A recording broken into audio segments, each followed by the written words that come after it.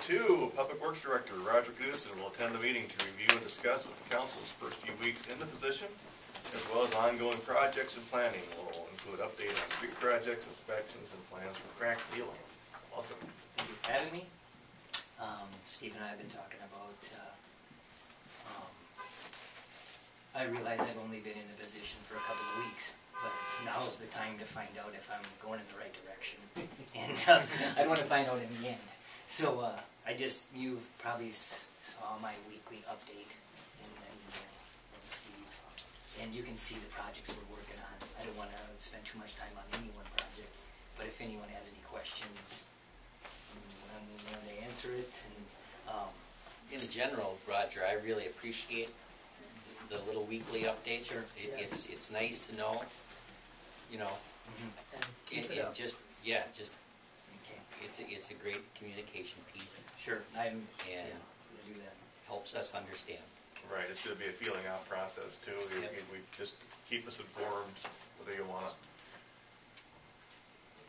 How detailed you want to get. It's nice to hear about some things before you get questioned on the street. Sure. Yeah. So, yeah, and Steve usually has done that, but he's got plenty other stuff to do. I don't want to get too carried away because some of it, but at least a little bit about each subject. It's been great. We all loved it. Okay, I'll keep doing that. And again, if you have any questions or comments that you want to. Appreciate the job you did on crossing the trees over there. Yeah, and deer, even a couple already had gotten it. We had trying to get STS there, and they kind of got on another project. But and not in the future, we plan on any time we plant any of these memorial trees, we'll do it right away. Right. And we plan on maybe planting a few more over at the camping park. We did put some there this year in to encourage a little more shade for the campers. We need to get them away a little bit so they have room to back their camper in. But and we also want to try to start planting up on the bluff some more because you know on those apple trees. And so any of these trees we plant on wrapping.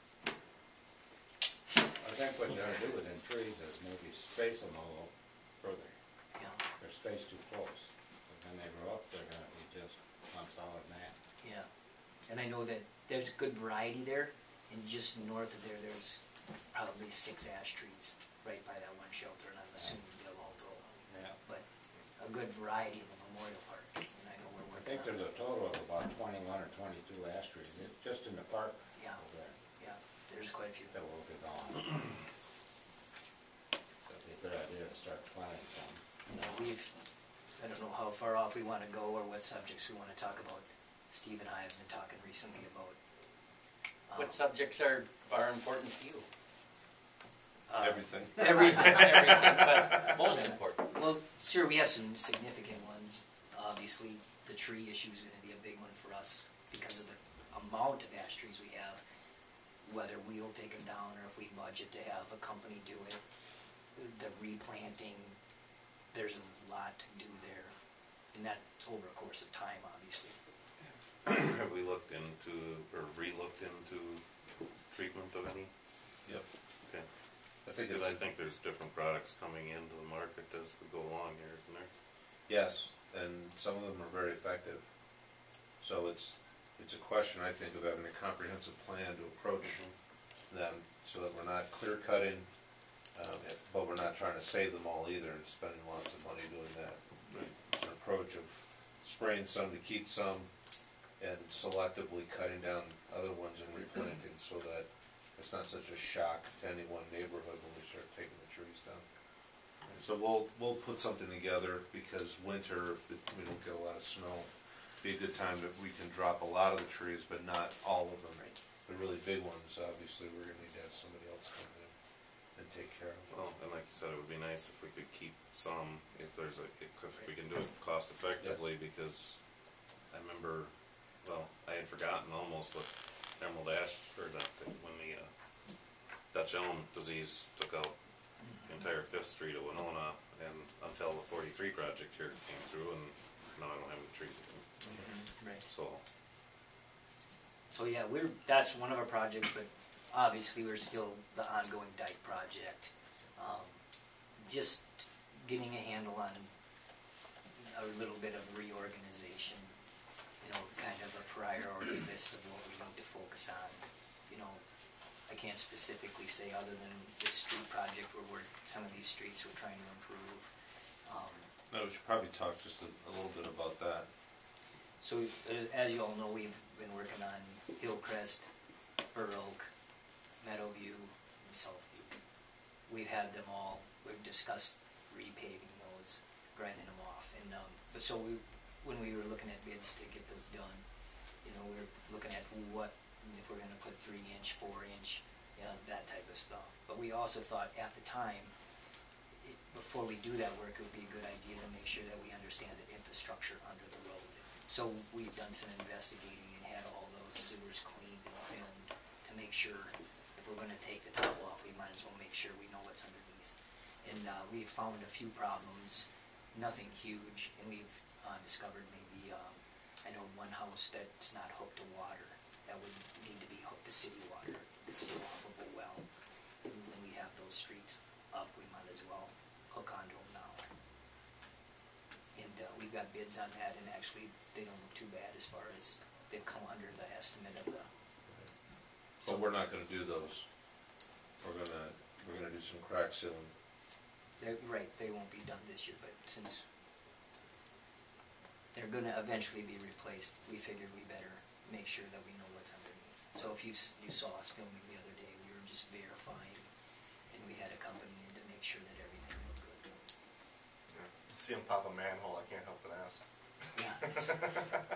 So we're working on that, and that's what those inspections were about, just to, you know, it also is a preventive maintenance, and we can count that towards, we've just crossed that off our list now for a couple of years, we won't have to do those, because on a rotational basis, we clean those lines, and it's something we would have done anyway, now we can take that off of our list for a couple of years until we get back to those. We've talked about crack sealing some recently, and we've been working with Dean from Armor Asphalt, and Steve has looked at and talked about, instead of the traditional crack sealing we had done in the past, where they just basically took a wire brush wheel and cleaned the crack out, this company's agreed to buy a router, and it's kind of like a concrete cutter. It's got a carbide bit on it, and it's a little wider, and instead of this jagged edge in your crack, it actually cuts a nice straight line. So when they fill it, it's a better job. It'll last longer. And like we've talked about on these roads where we crack seal, probably chip seal them the following year. How deep did he make it? And I think it's roughly, I'm going to say it's around 1 inch. And they use a certain type of, it isn't just, it's a certain product they put in. They recommend a certain hot mix type oil that's put in there. It's not just a traditional. So we're working on that project. And then you can see the last few weeks we've kind of been focusing on, we're trying to build that sand and gravel shed, and we've been working on that. And we're getting close to, the sheeting is done, and so we'll start putting the steel on it. So we're trying to wrap things up here, because we'll get busy here in a couple of weeks hauling sludge, biosolids, and we'll start moving forward on changing our equipment over for snow removal. In your update, you had process which will allow you to haul quite a few less loads out. Yeah. Can you just touch on that? Yep, sure. A few years ago when we put in the new digester, the plant before had a small digester. It held, what the digester does is it holds every day in the wastewater plant to take the solids out of your wastewater. You move some each day into this digester. And what it does is it takes the heaviest solids out. And that's what the wastewater treatment plant is all about, is to reduce solids. That eventually gets turned into your biosolid.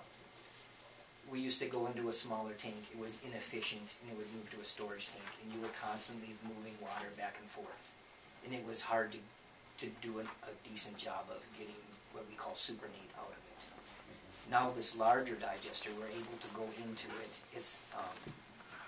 You're able to go into that for a significant amount of time. You're able to, what we call wasting